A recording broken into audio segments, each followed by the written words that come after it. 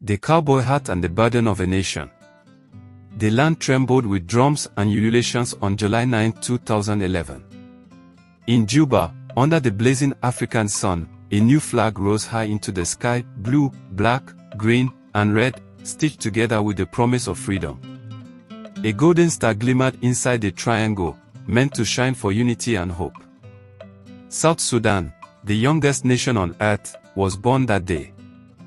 The air carried the sound of jubilation, women trilling their tongues in ululation, men beating cowhide drums, children waving paper flags. People wept openly. They had waited for this moment through decades of war, famine, and flight. Some had buried entire families before living to see this sunrise. At the podium stood Salva Kiir Mayardit, tall, quiet, steady, his broad shoulders draped in the dignity of a soldier. A black cowboy hat cast a deep shadow over his eyes. It was not just a hat, it had become part of his very being. Given to him by US President George W. Bush during the peace process, the hat had traveled with him through ceremonies, battles, and negotiations. It was his crown, his shield, his symbol. That day, when the world cheered, Salva Kiir looked out at his people and smiled.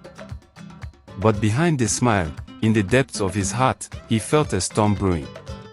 A boy of war. Salva's story began long before flags and speeches. He was born in 1951 in the cattle-rich land of Bahr el Ghazal. His childhood was marked by the smell of dung fires, the lowing of cattle, and the stories of elders told under a star-streaked sky. In his village, identity was tied to cattle and clan. But beyond the pastoral rhythms, the drumbeat of war was always present. When Salva was just a boy, Sudan was already breaking apart. The North, ruled largely by Arabs and Muslims, sought to impose its authority on the South, where Christianity, animism, and African traditions thrived. Oil, religion, culture, language, everything became a fault line. The boy who tended cattle also listened to whispers of rebellion. By his teenage years, Salva Kiir joined the Enenyo rebels of the First Sudanese Civil War. His hands, once meant for herding, now carried a rifle. He learned discipline in the bush, how to march hungry, how to watch comrades fall beside him and keep moving. In those formative years, his life was shaped less by classrooms and more by the echo of gunfire. The Garang years. When the Enenyo rebellion ended in 1972, a fragile peace was signed. But peace in Sudan was like dry grass under the sun, always one spark away from fire. Salva continued in the Sudanese army, as many ex-rebels did, but he carried the memory of struggle in his bones. Then came the rise of John Garang the Mabia. Charismatic, educated in the US, Garang was both a dreamer and a warrior. He founded the Sudan People's Liberation Army, SPLA, in 1983, igniting the Second Sudanese Civil War. Salva Kiir, disciplined and loyal, became one of his trusted commanders. Garang was a visionary, fiery in speech, a man who could stir the souls of soldiers and civilians alike. Salva was his opposite, soft-spoken, cautious, more inclined to listen than to speak. Yet together, they built the backbone of the SPLA. Garang dreamed of a new Sudan, a nation where all races and religions coexisted. Salva fought beside him, a steady hand, a soldier. Through years of fighting, Salva Kiir watched the horrors of war unfold. Villages burned. Famine swept through camps. Children became soldiers. Yet through it all, he held on to the dream that someday, his people would be free. The mantle of leadership. In 2005, the unthinkable happened. John Garang, the towering leader of the Southern Cause, died in a helicopter crash just 3 weeks after becoming first vice president of Sudan. The South was shaken to its core. Many feared chaos, revenge, even collapse. But in that moment, Salva Kiir stepped forward. He was not Garang. He was no great orator, no international figure. He was quiet, reserved, often underestimated. Yet he carried something Garang did not: patience. The leadership mantle fell on him like a heavy cloak. He did not seek it, but he could not refuse it. South Sudan's future was suddenly tied to a man who preferred to remain in the shadows. The cowboy had begun to appear more often on his head, part protection, part disguise. The birth of a nation. The Comprehensive Peace Agreement of 2005 promised the South a referendum. For 6 long years, Salva Kiir held the reins, keeping unity, negotiating with Khartoum, managing the SPLA, and preparing his people for the vote. In January 2011, the South spoke clearly. Nearly 99% voted for independence. And on July 9th, under the scorching sun of Juba, the world bore witness.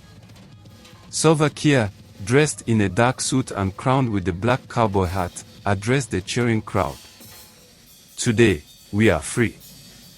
Today, we are masters of our destiny. The crowd erupted. Mothers wept, fighters embraced, elders raised their hands to the sky. It was a moment carved into history, the culmination of 2 wars, millions of lives lost, and generations who had suffered. For a fleeting moment, the dream was real. The cracks in the dream. But dreams can be fragile. Independence brought with it not only joy, but also the raw wounds of decades of war. Oil wealth, tribal loyalties, corruption, and power struggles quickly poisoned the young nation. Salva Kiir, a Dinka, faced mounting tension with his ambitious vice president, Riek Machar, a Nuer. Once comrades, the alliance soured into rivalry.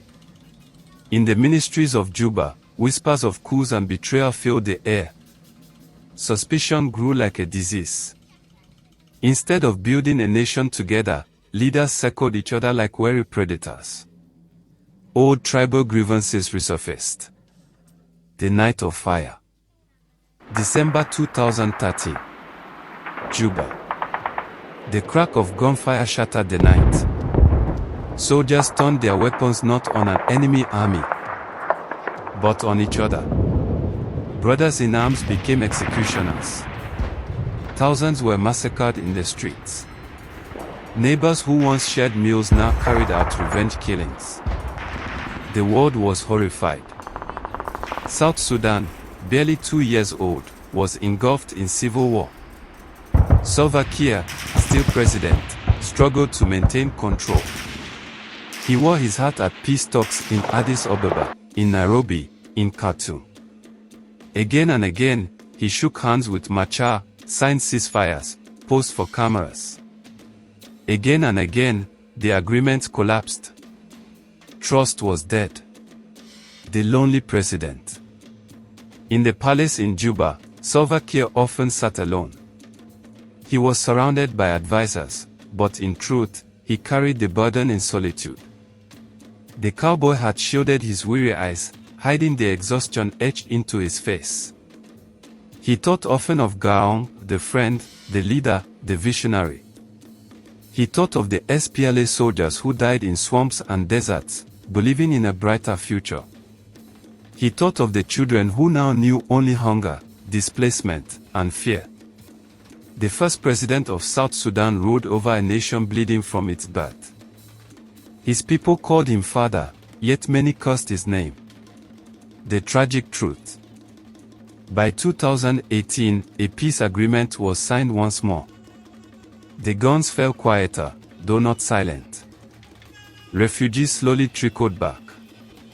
The flag of South Sudan still fluttered in the scorching wind, but beneath it lay countless graves. History would not judge Salva Kiir simply as a liberator or a failure. He was both a shepherd of independence and a witness to his nation's bloody stumble into existence. His cowboy hat became a paradox, a symbol of pride and sovereignty, but also of the heavy loneliness of leadership. Salva Kiir Mayardit's story is the story of South Sudan itself, triumph laced with tragedy, hope scarred by betrayal. He was the boy who became a soldier, the soldier who became a leader, and the leader who bore the burden of being the father of a wounded nation. And so, beneath the burning African sun, the cowboy hat remains, a shadowed crown, holding within it both the pride of freedom and the sorrow of a dream not yet fulfilled.